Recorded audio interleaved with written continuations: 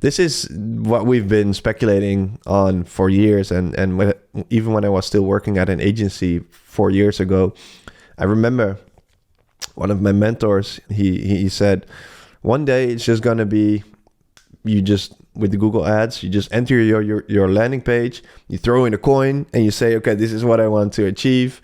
And then you connect your credit card and boom, Google does the rest. And we were all laughing about it. Yeah, that's the future.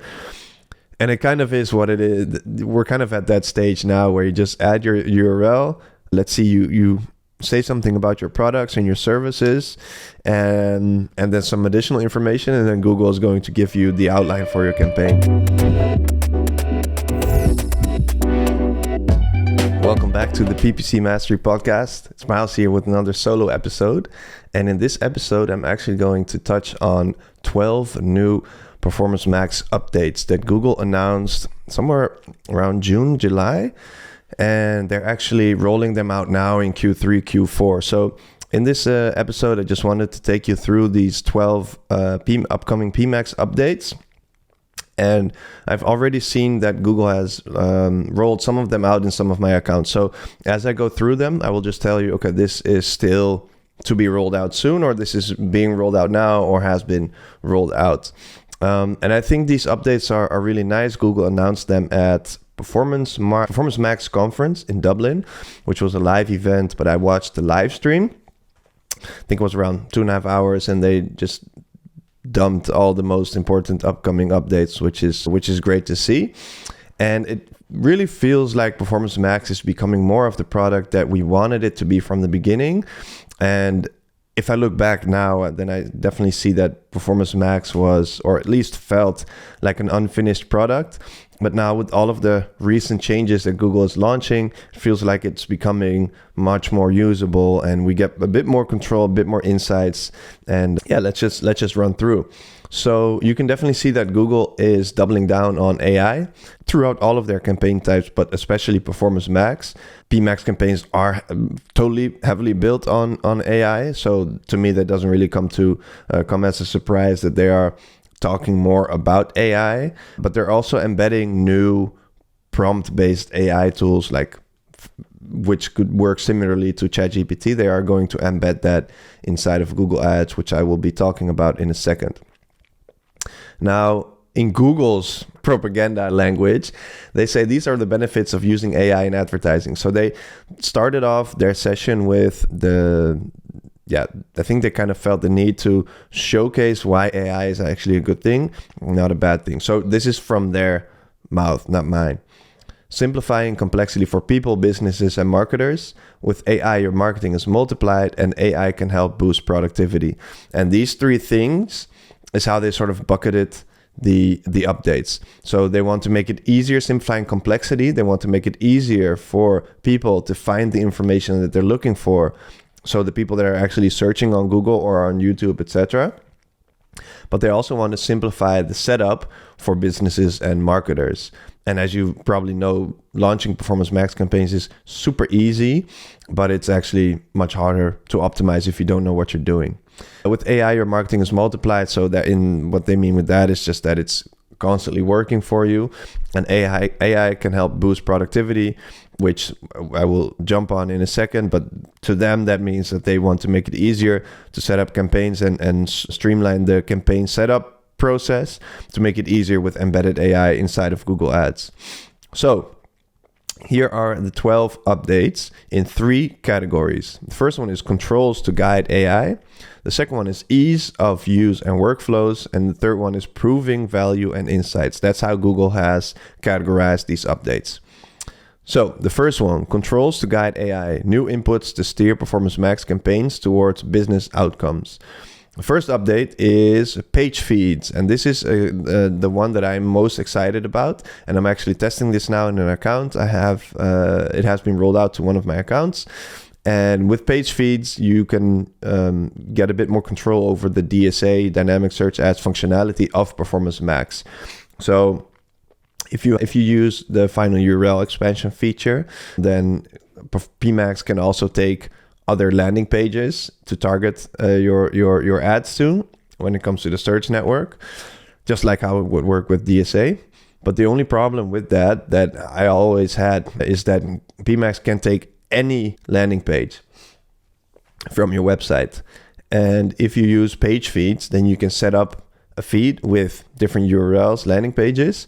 And then you can say, I only want to target these pages in my page feed, landing pages in my page feed. If final URL expansion is still on, then Google can also still target any other landing page. So you need to turn that off. And then it can only take landing pages from your page feed, which you can actually configure on the asset group level, which is really neat. So I think that page feeds are going to give us back a lot of control, and it's going to be more fun to test in Performance Max. So the second one, re-engagement goals, and actually that's a third one as well, new customer lifecycle goals. These are similar to how new customer acquisition goals work. The only difference is they may not, they have specific pockets of customers that they go after. So with re-engagement goals, you let the algorithm optimize for disengaged customers. So this is particularly nice for brands that want to focus on retention and re-engage old customers. With re-engagement goals, you use first-party data, so customer lists, to predict and steer on lapsed users. So customers that were customers like, let's say, 6 months ago. And therefore, it is really crucial that you have solid, high-value first-party data. That's just what it runs on, basically. So re-engagement goals are really good for retention and reactivating lapsed users or reactivating old customers. Now, the next one is new customer lifecycle goals. And with new customer lifecycle goals, you can let smart bidding optimize for high value customers instead of just any existing or new customer.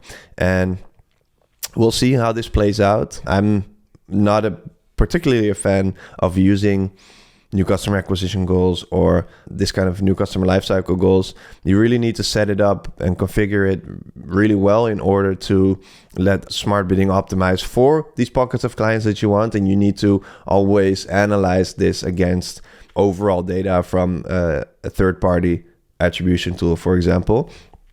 Because from my experience, what happens with, for example, new customer acquisition goals is that the data in Google Ads is just going to get inflated. So I'm curious to see how this plays out. I like that Google is launching something like this, like that allows you to focus on more of the high value customers with potentially high lifetime value, but we'll see. All right, the next one, account level negatives. I think this was already rolled out a while ago in a lot of accounts, but seems like they wanted to emphasize this and it's getting rolled out. So account level negatives to exclude search terms across all of your campaigns. But I already had it in some accounts, so I don't really think this is too new. Next one, campaign level brand exclusions. With this feature, you can exclude branded search terms from pMax campaigns, and this excludes them from search and shopping placements. So I like this because if you've been following me for a while, you know that I've had my issues with pMax because it loves to take credit for any conversions, including branded conversions, which heavily inflates the data. And up until now, I've always used the negative keyword list workaround, where you just create a negative keyword list, then you ask support to add it to your campaign, and then you can add your negative keywords, whether it's branded or any other one, to that negative keyword list that is connected to your pMax campaign. Now with brand exclusions, there's a sort of a predefined brand list, and if your brand name, if there's not a list with your brand name yet, you can apply for Google to create it, and then it excludes from certain shopping placements. I've seen some people complain about that it doesn't exclude misspellings, but in theory it should do that. So keep an eye on it when you use it. The next one, and that's the last one in this first category of controls to guide AI, is smart bidding optimized for in-store sales. So I can keep this one short. This is great if you want to focus on physical stores and want to stimulate footfall in your physical stores. Okay, so the second category is ease of use and workflows. The goal of these updates, according to Google, improving the campaign construction workflow to support optimal setup. Okay, that's that's Google's words. But in other words, Google wants to make it even easier to create campaigns by embedding AI and recommendations in the setup process. Recommendations in the setup process. We'll see how that goes. Okay, update 7. Create assets with generative AI tools. Yeah, this is going to be really nice. So inside of Google Ads, inside the interface, it's going to be easier to create and edit assets, images, videos, etc. based on AI. So I'm curious to see how this goes. The example that Google showed looked really solid, but we'll have to see. But it is promising, and I think this is going to make it a lot easier for brands and advertisers to create images and also alter images in something like Product Studio. So number 8, integrated recommendations during campaign setup. Yeah, again, Google wants to make it easier for you to launch and set up your campaigns, especially for smaller advertisers, smaller companies. Now, here's the thing. You just enter your URL and some basic information about your products or brand, and Google then creates a complete campaign outline. So I haven't seen this yet in Google Ads. I think they are rolling it out in Q4, but I already see a ton of red flags like recommendations. And I this is what we've been speculating on for years. And even when I was still working at an agency 4 years ago, I remember one of my mentors, he said, one day it's just going to be, with the Google Ads, you just enter your landing page, you throw in a coin and you say, okay, this is what I want to achieve. And then you connect your credit card and boom, Google does the rest. And we were all laughing about it. Yeah, that's the future. And it kind of is what it is. We're kind of at that stage now where you just add your URL.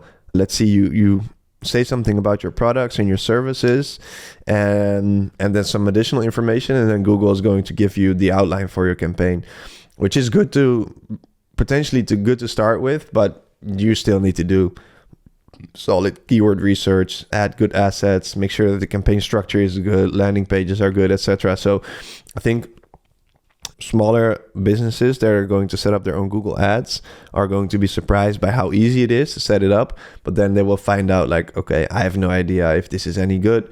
I have no idea what to do now, how to optimize. And that's when we Google Ads specialists still have a time and place to come in.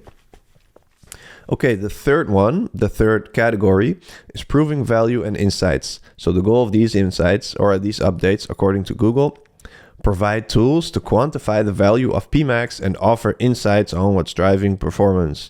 In other words, Google wants to help you prove the value of pMax with new features so you can allocate more spend to it, most likely.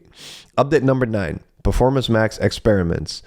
So I love this because we can finally A/B test pMax campaigns. And I have experiments in my accounts, but only the older ones where you can test standard shopping versus pMax or test the uplift of Performance Max. But soon we will be able to A/B test 2 different pMax campaigns against each other. And that allows us to test different bid strategies, placements, different assets, use final URL expansion, yes or no, use page feeds, yes or no. It's going to be really nice to A/B test these pMax campaigns, and I'm actually super excited for this. Okay, the next one, number 10, better search term insights. I think this is rolled out by now to all accounts, and I love this, or at least not all accounts actually. One of my accounts doesn't have it yet. The rest does.